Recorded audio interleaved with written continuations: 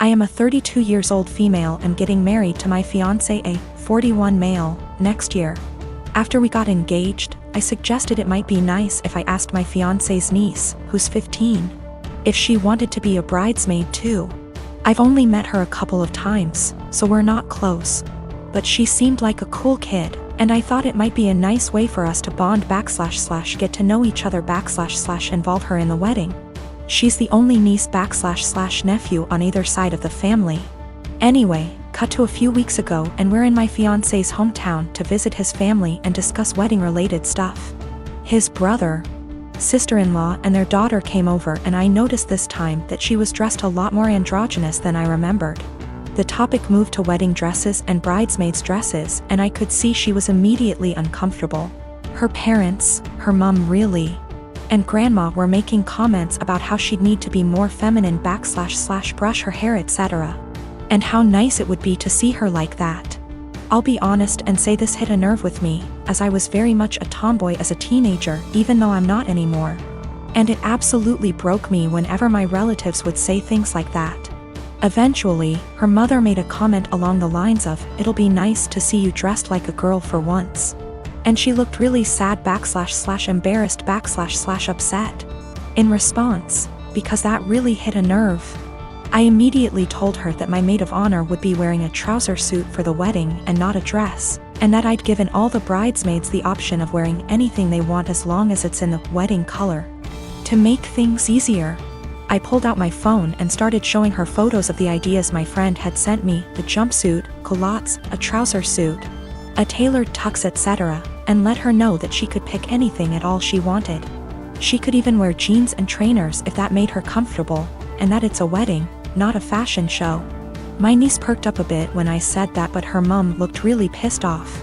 She's since asked my fiancé to pressure me into getting all the bridesmaids' dresses so their daughter will have to wear one, which no. My husband doesn't give a shit what she wears, but obviously also doesn't want his family and me to be arguing on the wedding day. I don't want to back down because I know what it feels like to be pressured into wearing something that makes you uncomfortable. But on the other hand, I know it's only for a day and it'd make the family happy. My husband and I, both in our early 30s, have been together for over a decade and made the decision to not have kids. I like kids, I have nieces and nephews, we just don't want them for our own reasons. He had a vasectomy, which only a few people know about. Our families are aware we don't want kids, as they've asked this before during different major life events, our wedding for instance. We recently bought a 3-bedroom home with a nice yard in a nice area. Excited to show our new home to family and friends, major upgrade to our previous home, we hosted a housewarming. During the party, one of my sibling-in-laws, Alex, made a few indirect comments about all this space. And kids would love it in our house, etc. Eventually they asked point blank when we were having kids. I made a light-hearted joke about it, which is my go-to for this question. "Oh, well, I like sushi too much to have to give it up for a pregnancy. Plus not drinking for pregnancy and breastfeeding? No thanks." I tried to make it very light-hearted and laugh it off. Most people just laughed along. That seemed to anger Alex, and I was told children are a joy, and a good mother puts her kids before everything else. I agreed, children are a joy, I like spending time with the nieces and nephews. And obviously I can't be a good mom if I chose sushi over kids, so I just won't be a mom, paraphrased. Still trying to brush it off in a gentle way because I'm not trying to start a fight by telling them to stop asking in front of everyone, because I know my tone will be seen as rude and abrasive. We move on. But Alex is still annoyed and making little comments in their group about how flippant I am about it and how when it finally happens, then I'll understand. My husband heard this and jokingly said, "Well, if she gets pregnant, that'll be a problem for the divorce lawyers." That seemed to piss them off more, but they stopped. With holidays coming up, we have not been invited to Alex's usual Halloween bonfire. When husband spoke to his parents, they told him Alex was annoyed we were so careless and callous about our child-free status and to say what we did, and they realized we had taken permanent steps to ensure we never had kids. That we know they had to do if to have kids, etc. And we are AHs to just not care. I feel bad because they did do if and lots of fertility treatments to have their kids. And even then they still had a few miscarriages. I can't imagine wanting kids and struggling to have them and then deal with miscarriages. But at the same time, I'm so tired of justifying living my life how I want. I feel terrible my joke was taken the way it was and that I hurt my IELTS. I truly never meant for that to happen. After the bonfire this weekend, we will be reaching out to have a heart-to-heart, if they'll accept it. Either way, I'll be apologizing for hurting their feelings, let them know I love their kids and them. But I will also be firmly putting down any further attempts to discuss our child-free status, if the conversation is about changing our minds. I have not told them our reasons for being child-free, so I think perhaps if they are willing to listen, I'll explain them and hopefully the conversation can be constructive. I am a 33 years old female, have been engaged to my fiancé, 37 male, for 5 months. We don't share finance because that's what he wants. I got a raise on my salary. Now I earn 30% more than he does, and I notice that he's been using this to ask me to pay for him and his friends. Whenever I say no, or why should I pay for this, he'd respond with the 30%, that's why. He acts as if the 30% is unfair or that I'm not deserving of it. Several times he has tricked me to pay for his and his friends' meals by asking me publicly. Let me say that I'm too nice to say no. I hate confrontation, especially when we're at a public place like a restaurant, so I just grin and pay. Last Tuesday, he asked me to join him and his buddies for dinner. I told him from the start I wasn't paying for their food and he shouldn't expect me to. He said he got this and no worries. We got to the restaurant, met his friends, ordered food. And in the middle of the meal he leaned in and whispered that I would be paying for everything he and his friends ordered. I got so mad I whispered back, no. But he probably relied on me not causing a scene in public and in front of his friends. He said, you have enough money, you could pay for everyone's food, 30%, remember? I was fuming inside. Instead of reacting negatively and losing my temper, I waited till the bills arrived. They were already split from the start when we first ordered. I paid for mine, then I excused myself to the restroom. I then sneaked out from there, got into my car and went home. I started getting phone calls from my fiancé, then texts asking where I was.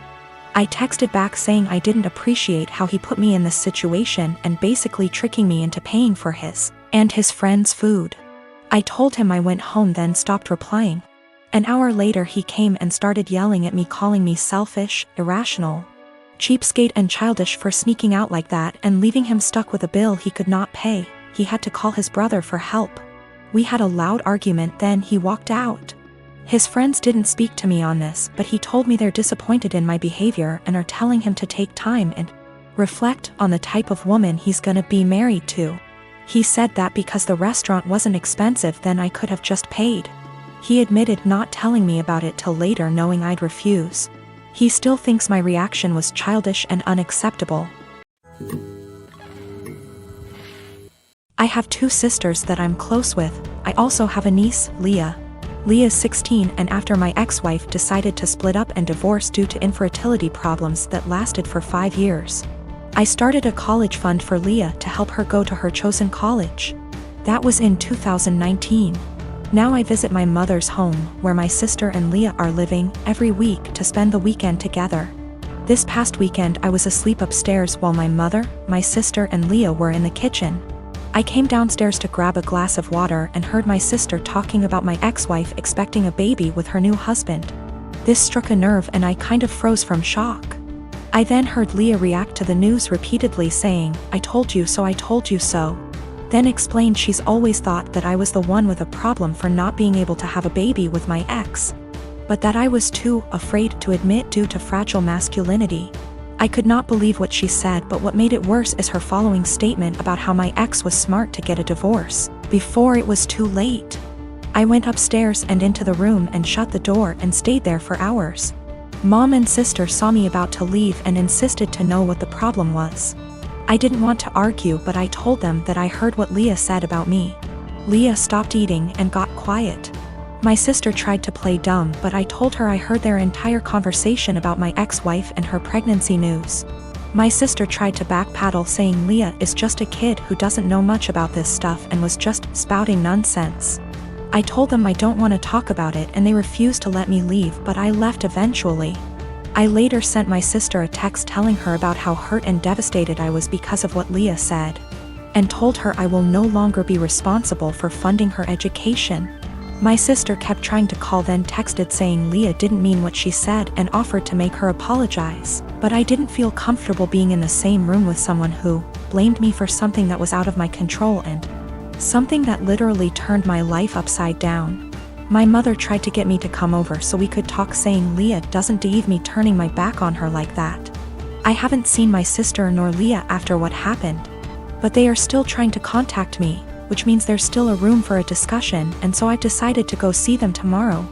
Sit down together and have a long conversation. But this, I admit that I was mad when I told my sister about the college fund cancellation. I love Leah so much and see her as my own daughter.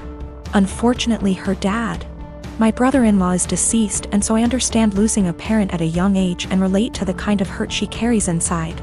Lost my father in an accident when I was 11, and I think that sitting down and talking things out is the best option before I make any decision. Also, one more thing to clarify, both my ex-wife and I were having these fertility issues. Both sides, but since my ex-wife got pregnant soon after her new marriage, then my family thought that I was the problem originally. It is what it is, and I'm learning to not words get in my head so easily. I'm not mad at anyone, I'm just trying to move on with my life like anybody else.